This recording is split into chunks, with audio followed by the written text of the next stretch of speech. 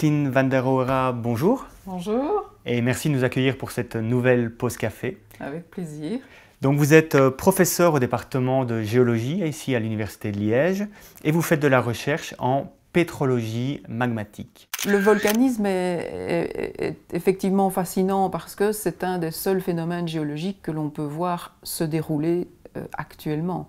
La plupart des études et des recherches que nous faisons étudient des phénomènes qui sont passés et donc nous devons utiliser les traces qui nous restent pour reconstruire tout un phénomène. On travaille un petit peu comme des archéologues d'une certaine façon, mais des archéologues tournés vers les pierres.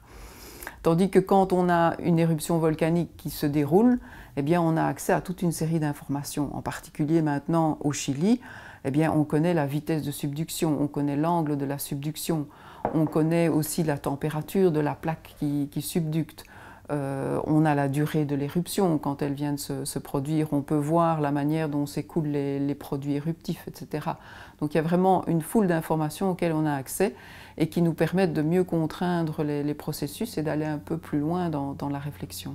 Comme vous venez de le laisser entendre, en fait, un des volcans sur lesquels vous travaillez est entré en éruption récemment. Est-ce que du coup, il y a quelque chose de dangereux dans vos recherches? Est-ce qu'il y a une prise de risque à étudier comme ça des volcans qui sont toujours en activité? Alors normalement, les volcans qui sont bien suivis, qui sont équipés de façon correcte, généralement préviennent entre guillemets quand ils vont faire éruption, mais ce n'est pas toujours le cas.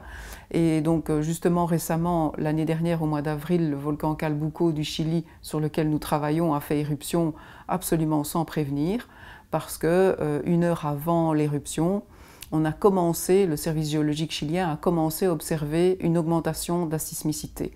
Mais il faut savoir que quand ils commencent à observer cette augmentation de sismicité, ils attendent avant de monter le niveau d'alerte par palier. Et là, une heure après le début de la sismicité, il y avait une éruption et une colonne de 15 km au-dessus du volcan. Donc effectivement, si à ce moment-là on avait été dessus, on aurait été probablement en danger.